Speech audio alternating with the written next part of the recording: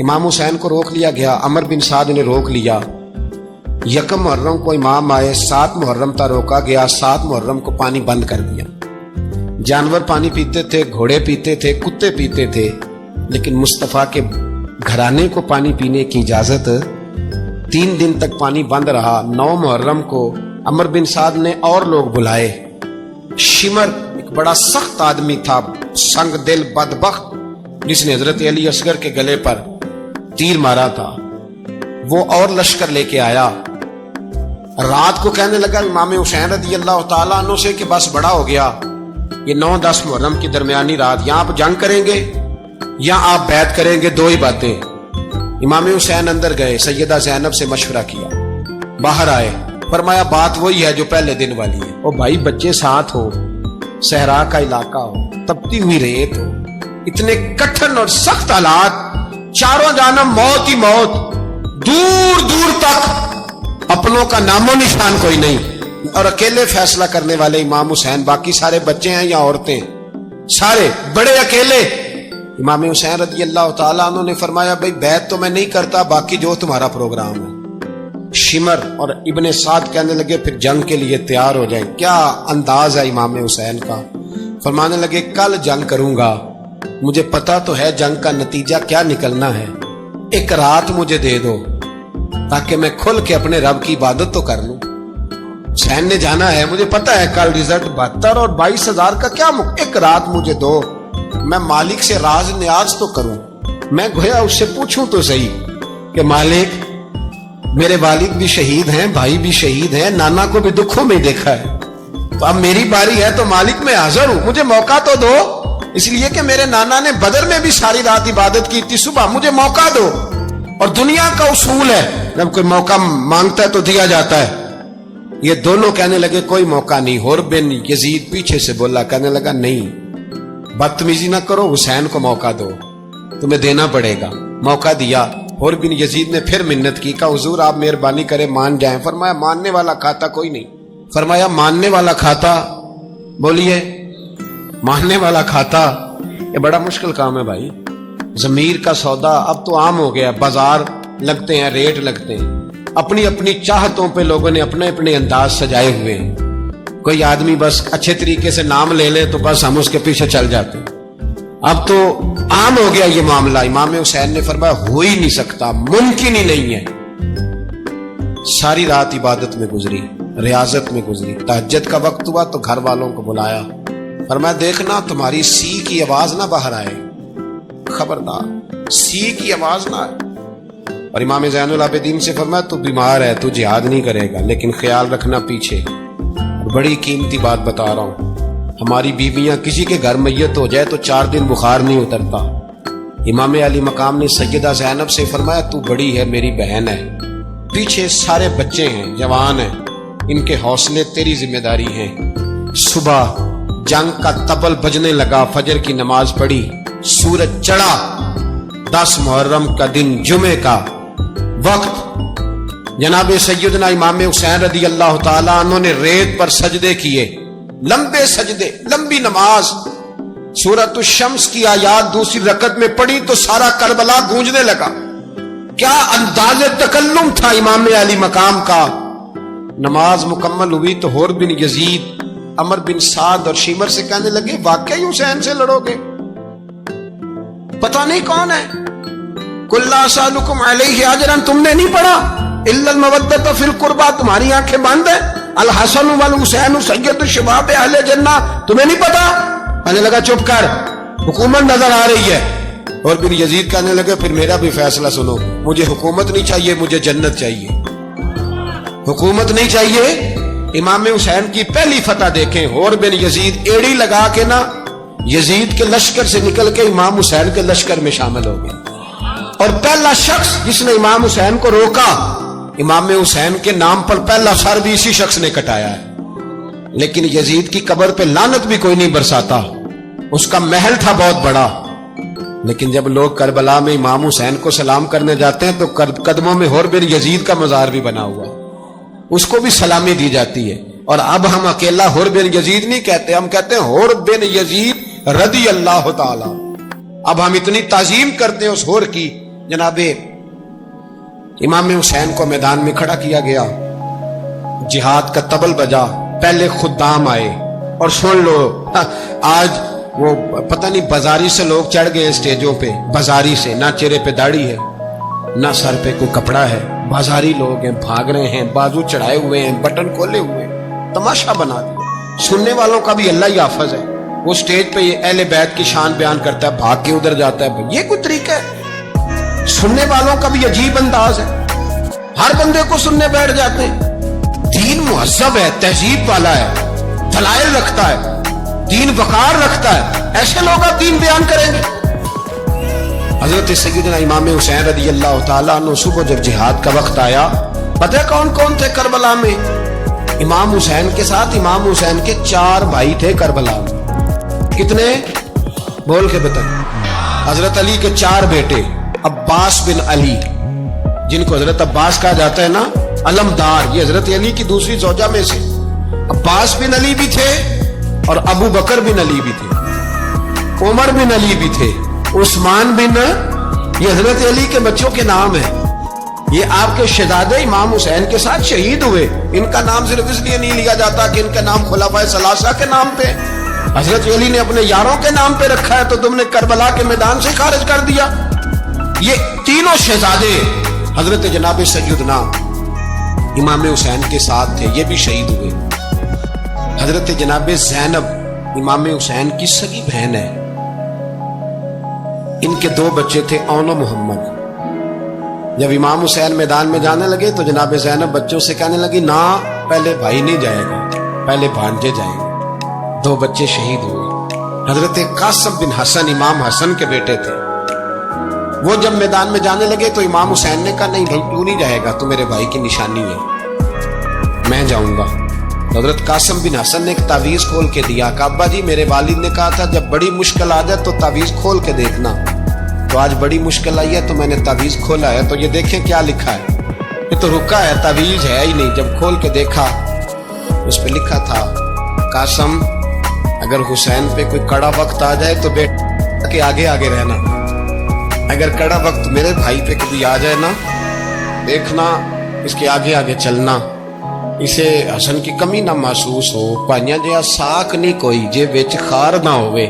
सैयदना इमाम हुसैन पहली दफा करबला में उस वक्त रोए जब ये रुका, आपने देखा तो फरमाया, ठीक है, अगर हसन की ये वसीयत है तो मैंने जिंदगी में अगर उनकी हर बात मानी है, अब भी मानूंगा, तुम्हें इजाजत है। जनाब कासिम बिन हसन 16 साल का जवान जब मैदान में निकले तो हाय हाय पता नहीं कहां से आ गई है। इमाम कासिम बिन हसन जब मैदान में निकले तो तबरी से लेकर अल्लामा अबुल हसनात साहब सबको पढ़ के तो देखो, 3 दिन की प्यास है, शदीद आजमाइश है, दुख है, तकलीफें हैं, फिर भी पहली दफा जब मैदान में गए हैं, वापस आए हैं, 19 लोगों को कत्ल करके वापस आए। 19 लोगों को एक बार में हजरत ऐसे तमाशा बना दिया। मजलूम थे वो तो रो रहे थे, हर मुकर्रर ये कह रहा है कि वो तो बार बार कह अब्बा पानी मिल जाए, पानी आ जाए, तरस गए। खुदा का खौफ करो, ये दलेर लोग थे, इनकी बातें आज भी पढ़ के दलेरी पैदा होती है, दलेरी पैदा होती है, दलेरी। सुनाओ किस्सा खैबर को, तमामी अपने बच्चों को, अली की दास्तां सुन के दिलों से डर निकलता है। अली की दास्तां सुन के दिलों से ये जो बच्चे डर रहे हैं ना, वो चिमगादड़ आ गई, काकरोच आ गया, ये खौफ निकल जाएगा अगर हजरत कासिम बिन हसन की बात सुनेंगे। दर्जनों लोग आपने कत्ल किए। एक दफा आए, कहा चाचा यजीद का लश्कर तो बड़ा ही बुज़दिल है, अगर चंद कतरे पानी मेरे हलक से गुजरे तो मैं सारे काट के ले आऊंगा आपके पास, चंद कतरे। लेकिन थोड़ी देर गुजरी, अमर बिन साद कहने लगा, अकेले अकेले जाओगे तो अली का पोता है, ये सबको मार देगा, इकट्ठे जाओ। चारों जानब से तीर बरसे, एक तीर लगा आके गर्दन के पीछे, बस जनाब सैयदना कासिम बिन हसन घोड़े से नीचे गिरे। तो जनाब ज़ैनब हौसला करके आंसू समेट के कहने लगी, मैं देख रही हूं पर्दे के पीछे से हुसैन, मेरे भाई का बेटा गिर गया है, जा उसे उठा के ला। हजरत इमाम हुसैन उनको उठा के लाए, तो इमाम हुसैन ने सीने से लगाया हुआ था तो उनके पैर, उनका कद लगता था इमाम हुसैन से ज्यादा है। उठा के लाया, लिटा दिया गया। امام حسین کے اپنے بڑے بیٹے میدان میں نکلنے کو، علی اکبر نام ہے، جب جن لوگوں نے حضور کو نہیں دیکھا تھا وہ جب کہتے نا ہم نے نبی پاک کا دیدار نہیں کیا تو بتاؤ کس طرح کے تھے، تو بتایا جاتا تھا کہ جناب علی اکبر کا دیدار کرو، ہم شبیہ مصطفیٰ۔ اور جب وہ گلیوں میں نکلتے تھے تو عورتیں چھتوں پہ چڑھ جاتی تھی۔ جناب علی اکبر رضی اللہ تعالیٰ عنہ تلوار لے کے میدان میں نکلے، جوان بیٹے دینے بڑے مشکل۔ او یارو رٹا کیا ہے یہ تو بتاؤ، کہ ظالم آدمی حکمران ہے یار، یہ رٹا ہے، ایک ظالم کا رستہ روکنا ہے، اس رٹے کے لیے ہم شبیہ مصطفیٰ جناب سیدنا امام علی اکبر میدان میں نکلے، بڑے لوگ مارے، بڑے، پھر ایک تیر ان کے بھی گلے میں لگا، اور جب وہ گرے نا زمین پہ تو حضرت امام حسین دوڑ کے آئے، دوڑ کے، اور جب تشریف لائے تو ان کے گلے سے تیر کھینچا تو ایک جملہ لکھا ہے صاحب تبری نے، اس نے حد کر دی، کہنے لگے تیر کھینچا تو امام حسین کی آنکھوں میں آنسو آئے، کہنے لگے کاش جناب ابراہیم آج میرے سامنے ہوتے تو میں انہیں کہتا کہ آپ نے تو بیٹا ذبح کرتے وقت آنکھوں پہ پٹی باندھی تھی، دیکھو میں کھلی آنکھوں سے بچے ذبح کر رہا ہوں، کھلی آنکھوں، کاش جناب ابراہیم خلیل ہوتے تو انہیں کہتا۔ جناب علی اکبر بھی شہید ہوئے۔ حضرت علی اصغر کو تو اچانک اٹھایا تھا امام حسین، باہر نکلے تو گردن پہ تیر لگا تو 6 مہینے کا بچہ وہ بھی شہید ہوا، خون اچھالا آسمان کی طرف تو کہا مولا دیکھ لے میں نے 6 مہینے والا بھی نہیں بچایا، وہ بھی دے دیا ہے۔ پھر حضرت عباس کو بیٹیوں نے کہا کہ اب نہ، کچھ کہتے ہیں پہلے شہید ہوئے، کچھ نے لکھا بعد میں، اب ہم سے پانی کے بغیر نہیں رہا جاتا، تو جناب عباس پانی کا مشکیزہ لے کے نکلے، باہر نکلے، ایک ہاتھ کٹا، دوسرے پہ مشکیزہ وہ بھی کٹا۔ دیکھ لو میں پس منظر پہ ہوں ابھی تک، میں بتا رہا ہوں کہ جہاد کس کے خلاف تھا؟ ظالم حکمران کے خلاف، ظالم کافر کے خلاف نہیں، مشرک کے خلاف نہیں۔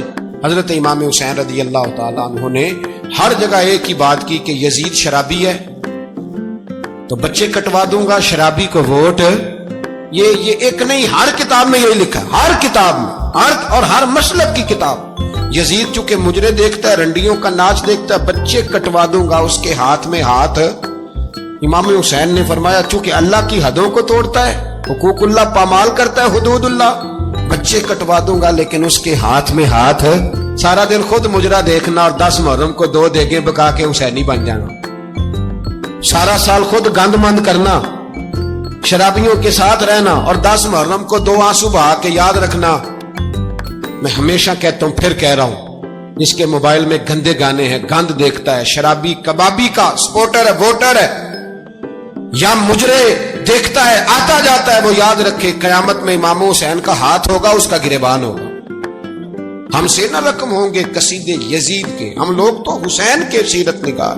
حضرت عباس کا بازو کٹا، پھر پانی تو بھر لیا تھا، لا نہ سکے، پھر گردن کٹی تو شہید ہوئے۔ بچوں کی بھی شہادت ہوئی، پر جب ان کا لاشا اٹھایا تو امام حسین کہنے لگے مولا اب نہ حسین کی کمر کمزور ہو گئی ہے، اب کمزور ہو، اور بھائی ایک میت ہو جائے تو 4-5 دن تو پوری آنکھیں نہیں کھلتی، کیسا جری خاندان ہے۔ تھوڑی دیر گزری تو امام علی مقام نے پٹکا باندھا، سر پہ دستار باندھی، مولا علی کی تلوار پکڑی، نبی پاک کا امامہ باندھا، اور گھوڑے پہ سوار ہوئے تو کہنے لگے زینب گھر تیرے حوالے اور میں اللہ کے حوالے، گھر تیرے حوالے اور میں۔ اور پھر امام حسین نکلے، امام علی مقام نکلے۔ راوی کہتے ہیں کہ یہ جلوہ پہلے بھی بڑے سونے تھے، پر آج جو رنگ دیکھا وہ کبھی نہیں دیکھا۔ کیا انداز تھا، جدھر جاتے نعرہ لگاتے تو حد ہو جاتا۔ اتنے لوگ امام حسین نے کاٹے، اتنے کاٹے، پھر واپس پلٹ کے آئے اور کہنے لگے زینب ذرا پردے کے پیچھے سے دیکھ تو صحیح میری بہن، ان بزدلوں کو جرت ہی نہیں ہو رہی حسین کے مقابلے میں آنے کی، ایک دوسرے کو دھکا دیتے، تو جا تو جا، پھر اکٹھے وار ہوئے۔ یہ کون ہے کٹا ہوا، لباس ہے پھٹا ہوا، یہ بال یقین حسین ہے، نبی کا نور عین ہے۔ پھر چاروں جانب سے تیر برسے تو امام علی مقام چونکہ نماز کا وقت ہو گیا تھا، اترے گھوڑے سے، خون بہ رہا تھا، گرم ترین ریت سے تیمم کیا، سر سجدے میں رکھا، اور جب شمر آپ کی گردن کاٹنے لگا تو کہنے لگے ٹھہر جا ذرا رب سے ایک بات کر لینے۔ اور پھر بولے امام حسین، کہنے لگے مالک تو اب بتا کہ حسین سے راضی ہے کہ ناراض ہے، تو بتا۔ تو پھر ایک آواز آئی، یا ایتھا النفس مطمئنہ ارجعی الی ربک راضیۃ مرضیہ، فرمایا نفس مطمئنہ واپس آ جا، تو اللہ سے راضی ہے، اللہ تجھ سے راضی۔ امام حسین وہاں شہید ہو گئے۔ اب یہ قافلہ امام حسین کا سر کاٹ، ذرا دیکھنا غور کرنا، سر کاٹ کے نیزے پہ رکھا ہے، جسم کربلا میں پڑا ہے، عورتوں کو گھوڑوں پہ بٹھا کے لے جایا گیا یزید کے دربار میں۔ یزید پہلے عبید اللہ ابن زیاد نے بدتمیزی کی، پھر یزید نے کی۔ سعودی عرب کا ایک مولوی بول رہا تھا، سعودی عرب کا، ان سے بھی بڑا عشق ہے، جس نے تقریر سننی ہو میرے پاس ہے۔ ہمیں لوگ مشورے دیتے ہیں کہ جو یزید کو اچھا کہے اور حسین کو باغی کہے اس کو ہم امام مان لیں، اس بے شرم بے حیا کو جو نبی پاک کے گھرانے کے بارے میں بکے اسے امام۔ سعودی عرب میں مسجد نبی میں درس دینے والا جس نے تقریر سننی ہو میرے پاس ہے، وہ کہتا ہے یزید تو بڑا اچھا آدمی تھا، اس نے تو بڑی خدمت کی، تو میں نے اسے کہا رشتہ داری کر لیا یزید کے ساتھ، قریب ہو جا۔ شرم نہیں آتی؟ آج بھی نبی پاک کا دل دکھاتے ہو، حیا نہیں آتی، خیال نہیں آتا؟ اور لوگ گھر میں بیٹھ کے باتیں کرتے ہیں، کہتے ہیں جی جو بیت اللہ میں ہو وہ بھی برا ہو سکتا ہے۔ بیت اللہ میں تو 360 بت بھی تھے، وہ اچھے تھے۔ مدینے میں تو 360 منافق بھی رہے، پوری سورہ منافقون نازل ہوئی، وہ اچھے تھے۔ عجیب تماشا بنا دیا لوگوں نے مذہب کا۔ کہتا ہے یزید نے تو بڑی خدمت، تو عبید اللہ ابن زیاد نے قتل کیا۔ بے شرمو، اگر عبید اللہ ابن زیاد نے بھی قتل کیا تھا تو حکومت کس کی تھی؟ تو پھر یزید نے عبید اللہ ابن زیاد کو سزا کیوں نہیں دی، بلکہ ایک جگہ 2 گورنریاں دی اس کو؟ یہ حال کیا۔ بلکہ سنو کہ یزید چھڑیاں مار رہا تھا، چھڑیاں امام حسین کے لبوں پہ، تو نعمان بن بشیر صحابی تھے، بول پڑے، کہنے لگے یزید بدبخت، ہاتھ پیچھے اٹھا، مجھے اللہ کی عزت کی قسم میں نے سینکڑوں بار نبی پاک کو ان ہونٹوں کو چومتے دیکھا ہے۔ حضرت جناب زینب عورتوں کے مجمع میں پیچھے ہو کے بیٹھی ہیں، یزید کے پاس جب پہنچا لشکر تو یزید کہنے لگا دیکھو اللہ نے مجھے عزت دی اور میرے مخالفوں کا کیا حال ہوا۔ تو بی بی زینب بول پڑی، اتنے صدمے سہے پر آواز توانا ہے، جاندار ہے، جاندار۔ ہمارا کسی بندے سے جائیداد کا رٹا نہیں، ہم تو چاہتے ہیں امت اکٹھی ہو جائے، لیکن جو بندہ نبی پاک کی ماں کو دوزخی کہے، حضور کے باپ کو جہنمی کہے، یزید کو امیر المومنین کہے، اس کے ساتھ اتفاق رائے کر لیا جائے، یہ مذہب ہماری سمجھ میں نہیں آتا، بالکل نہیں آتا، قطعاً نہیں ہماری سمجھ میں آتا۔ کیسے اتحاد کر لیا جائے؟ یہاں تو میرے بھائی جو ہمارے ابا کا مخالف ہو اس سے اتحاد نہیں ہوتا، اور جو نبی پاک کے والد کو دوزخی کہے اس سے اتحاد ہو جائے۔ کہتے ہیں جی وہ جی اتنی فرقہ واریت ہو گئی، ہم کس مسجد میں جائیں؟ 60 پارٹیاں پاکستان میں رجسٹرڈ ہیں جو الیکشن لڑتی ہیں، کبھی کسی بندے کو ٹینشن نہیں ہوئی کہ کس کے پاس جائیں کس کے پاس نہ جائیں، کبھی نہیں کو بولا کہ اب وہ بھی کھڑا ہو گیا، وہ بھی، کوئی ٹینشن نہیں۔ مذہب کی باری ٹینشن ہو جاتی ہے، اتنا بڑا مذہب ہوتا ہے بھائی، غلط بندے بھی آ ہی جاتے ہیں بیچ میں، تھوڑا پہچان کے چلنا پڑتا ہے صحیح کون ہے اور غلط۔ اور یہی تو ہمیں امام حسین نے بتایا ہے کہ مذہب کے اندر ہی تم نے شناخت کرنی ہے کہ بندہ ٹھیک کون ہے اور بندہ غلط۔ یہی تو کربلا ہے، یہی تو امام حسین نے بتایا، کفر اسلام نہیں، حق اور باطل۔ تو سمجھیے گا حضرت سیدہ زینب نے جب سنا نا کہ یہ کہہ رہا ہے کہ مجھے اللہ نے عزت دی، تو جناب زینب بولی، نعمان بن بشیر کہتے ہیں بی بی بولی، اتنے صدمے ہیں، اور جناب زینب بولی اللہ اکبر، اس انداز میں بولی کہ پہلے قرآن مجید کی آیت پڑھی، کہنے لگی وَتُعِزُّ مَن تَشَاءُ وَتُذِلُّ مَن تَشَاءُ بِيَدِكَ الْخَيْرُ إِنَّكَ عَلَىٰ كُلِّ شَيْءٍ قَدِيرٌ۔ اور پھر کہنے لگی یزید تو بکتا ہے، کہتا ہے کہ تو عزت والا ہو گیا، یہ تیری حکومت ہے، 4 دن گزرنے دے، تجھ پہ کوئی لعنت بھی نہیں برسائے گا، اور میرے بھائی کا قیامت تک ممبروں میں اور خطبوں میں ذکر ہوا کرے گا، وقت گزرنے دے۔ جب جناب بی بی زینب بول رہی تھی تو حضور کے ایک نابینا صحابی پاس بیٹھے تھے، جناب نعمان بن بشیر کا ہاتھ ہلایا، ہلا کے کہنے لگے کیا علی آ گئے؟ تو علی کی آواز لگتی ہے، جبریل امی بول رہے ہوں جیسے، حکمت کے گوہر رول رہے ہوں جیسے، دربار دمشق میں بی بی زینب کا خطاب، منبر پہ علی بول رہے ہوں جیسے۔ میرے بھائی بس کربلا والا قافلہ تو مدینے پہنچ گیا، 3 سال یزید نے حکومت کی، شرابیں عام ہو گئی، مکے پہ حملہ ہوا، خانہ کعبہ کا غلاف جلا، مدینے پہ اس نے حملہ کیا، 3 دن مسجد نبوی میں اس نے گھوڑے باندھے، مسجد نبوی میں صحابہ کو نکال کے اپنا اس نے امام مقرر کیا، لیکن پھر امت نے اسے قبول نہ کیا، پھر وہ رسوا ہوا اور آج تک وہ رسوا ہے۔ لیکن امام حسین کا نام کل بھی زندہ تھا اور آج بھی۔ درس یہ ہے، درس یہ ہے، پیغام یہ ہے، پیغام یہ ہے، یاد رکھو موت تیزی سے آ رہی ہے۔ ہمارے ساتھ والے دائیں بائیں والے سب چلے گئے، اسی طرح نمبر لگے گا، ایک دن اعلان ہوگا۔ ضمیر کے قیدی بن کے زندگی نہ گزارو، بالکل نہ گزارو۔ یہ تھوڑی سی زندگی ہے دنیا، سجن المومن۔ حق بات کرو، حق پہ ڈٹنا سیکھو، دین سمجھو، خبردار رسول پاک صلی اللہ علیہ وسلم کے دین میں ظالم، جابر، فاسق، فاجر کی کوئی گنجائش قطعاً نہیں ہے۔ اپنے آپ کو سمیٹو، اپنے آپ کو سنبھالو، دین میں اپنا کردار ادا کرنے کی کوشش کرو۔ دین طلب کرتا ہے ہم سے کہ ہم نے دین کو کیا دیا ہے۔ امام حسین نے سارا گھرانہ دین کے لیے دے دیا۔ ہمارا جو بچہ کسی کام کا نہیں رہتا اسے مدرسے داخل کرا۔ ہم نے دین اتنا کمزور کر دیا ہے کہ عالم اگر شور نہ کرے، عالم اگر شور نہ کرے، زور نہ کرے، گھٹن والا ماحول ہو گیا، مذہب کی پوزیشن کمزور کر دی۔ اب جہاں تک اس بات کا تعلق ہے جی فرقے ہو گئے، تو میرے بھائی یہ کوئی اتنی خطرناک بات، یہ کوئی اتنا مشکل معاملہ نہیں ہے۔ یہ تو امام حسین نے بتا دیا تھا کہ یزید کے طور پر ایک غلط فرقہ کھڑا ہو گیا ہے، لہذا اس کا مقابلہ کرنا ہے، اس میں کوئی بری بات ہے؟ لیکن ایک سبق ہے بزرگوں کا کہ اگر سچی بات بھی نہیں کرنی تو پھر اس منبر کا حق ادا نہیں ہوتا۔ جو سچ بولے وہ حسینی ہے، جو ظالم کے سامنے کھڑا ہو جائے وہ حسینی ہے، جو مصلحت کوش ہو، جو کہے ٹائم نہیں، گراؤنڈ ریالٹی نہیں، حالات نہیں، طبیعت نہیں، موقع نہیں، تو ابھی امام حسین کے پیغام کو نہیں سمجھا۔ میں بہت سارے بزرگوں کا نام اس لیے نہیں لیتا کہ لوگ ایسے نہ کہیں کہ کسی کا نام کیش کرایا جا رہا ہے، لیکن میں نے سارے مناقب پڑھے ہیں۔ میری لائبریری میں کتابیں ہیں، میں پڑھتا رہتا ہوں، میں سفر میں بھی ساتھ رکھتا ہوں۔ لیکن حضرت شیخ عبدالثبوت بیگ منشور ہزاروی کا شعر امام علی مقام کے مقابلے میں اس طرح کا ہے کہ مجھے سارے شاعروں سے زیادہ وزنی محسوس ہوتا ہے۔ انہوں نے کہا تھا اس شاہ مشرقین کی، اس نور عین کی مطلوب ہے جہاں کو قیادت حسین کی۔ دیکھیے ذرا حسن، اور ہر سو یزیدیوں کا زمانے میں زور ہے، ایک دو جگہ پہ نہیں، ہر سو یزیدیوں کا زمانے میں زور ہے۔ منشور آج پھر ہے ضرورت حسین کی، آج پھر ہے ضرورت ہے، آج لوگ حسینی بنے، امام حسین کے نقش قدم پر۔ وہ کہتے ہیں زور ہو گیا یزیدیوں کا، یہ ہمارے بزرگ ہمیں بتا گئے۔ مسجد کی طرف توجہ کرو، اپنے بچوں کی نگہبانی کرو۔ دنیا کی زندگی اتنی مختصر ہے کہ ایک خواب لگے گا جب ہم جائیں گے دنیا، ایک خواب لگے گا، خواب تھا جو کچھ کے دیکھا، جو سنا افسانہ تھا۔ اہل بیت نبوت کا اسوہ عبادت ہے، ریاضت ہے، پردہ ہے، پرہیزگاری ہے، اس پر توجہ کریں۔